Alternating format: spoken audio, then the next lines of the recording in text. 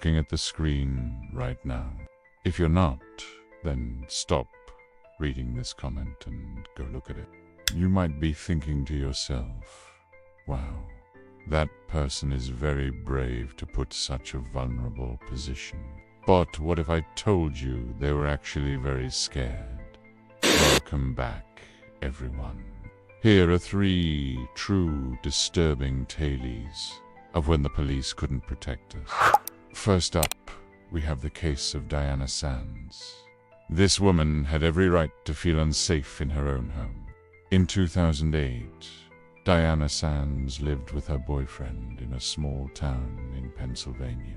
One night, she was awoken by some strange noises outside. Diana went to her front door and peered through the window. She saw a man in a skeleton mask holding a gun. She immediately screamed for her boyfriend, ran into the bathroom and locked herself inside. She called the police and explained what was happening. They told her that they were on their way. Diana waited for around 40 minutes until her boyfriend came home. The police still hadn't arrived yet. And when he opened the front door, the gunman was there waiting for him. He shot them both and then fled the scene. They were rushed to the hospital where Diana made a full recovery. However, her boyfriend passed away from his injuries. The police were able to catch the gunman, and they found out his name was Kevin Ware. He pleaded guilty to first-degree murder and was sentenced to life in prison without the possibility of parole. Imagine how traumatized Diana must have been during those 40 minutes. It wasn't her fault that this man had decided to invade her home. However, because the police were so slow to respond, 2 people ended up dead. How can we expect our law enforcement officials to protect us when they take 40 minutes to respond to an emergency call? Do you think that Diana should sue the police department?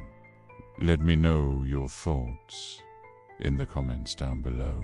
Moving on, we have the case of Nathaniel. This boy was only 13 years old when he experienced something no child ever should. On May 26th, 2003, Nathaniel was walking home from school when he was approached by a man named Delvin Jackson. Delvan asked Nathaniel for a cigarette, and when he refused, he shot him in the head. He simply walked up to the next random person and asked them for a cigarette. When they refused, he shot them in the head, too. This all happened in broad daylight, and security footage shows that Delvin walked up to 5 different people and shot 4 of them. 2 of the victims survived, but one of them, a 15-year-old boy named Bernard Colbert, sadly passed away from his injuries. Delvin had mental health issues, and even though he was only 17 years old, he was charged with first-degree murder and 3 counts of attempted murder. During his trial, his defense lawyer argued that he shouldn't be given the death penalty because he was so young. However, in 2006, Delvan was given the death penalty and was sentenced to life in prison without the possibility of parole. Although Nathaniel survived this horrific attack, he has been left permanently disabled and will need care for the rest of his life.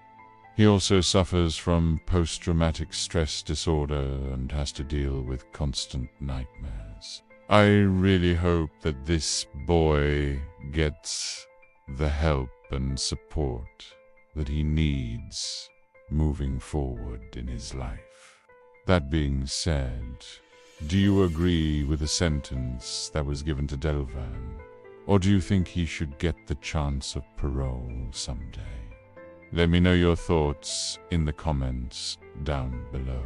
Finally, we have the case of John Benfield. This man did everything right, but sadly, it didn't save his life. On November 9th, 2006, John Benfield was working late in the jewelry store that his family owned.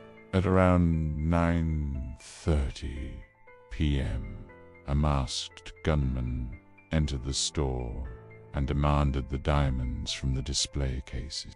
John knew that the police were just a few minutes away. He decided to follow the robber to try and get a description of his getaway car. He was hoping that this would make it easier for the cops to catch him. As he followed the robber, John called the police and told them about the direction the man had gone. He described the car and the license plate number. John thought that he was doing the right thing and helping the police, but he couldn't have been more wrong. After hanging up the phone, John drove off in the opposite direction. Just a few seconds later, he heard multiple gunshots and assumed that the police had caught up to the robber. However, when he turned around and drove back towards the store, he realized that the police had actually shot him several times.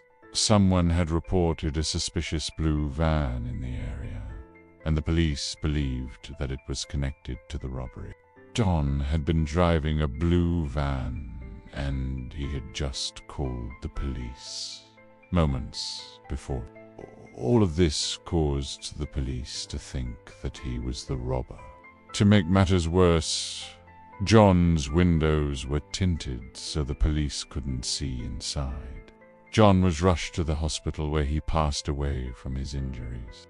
It broke his family's hearts to hear that he had been shot by the police, especially since he was trying to help them. Thankfully, the actual robber was caught a few days later.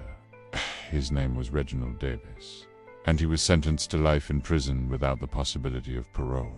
The district attorney said that the shooting was, quote, 100% preventable, end quote. And I have to agree with him. The police should have known that John was a good citizen trying to help them. Why else would he be driving away from the scene of a crime? The fact that his windows were tinted should have given them a clue that it was Yuante robber. John lost his life because of a series of unfortunate events, and no amount of justice for him will bring him back. But now it's time to make your voices heard. Comment down below which one of these cases was the most disturbing to you. And if you want to see more short videos, then stay tuned. Thanks for watching. Bye.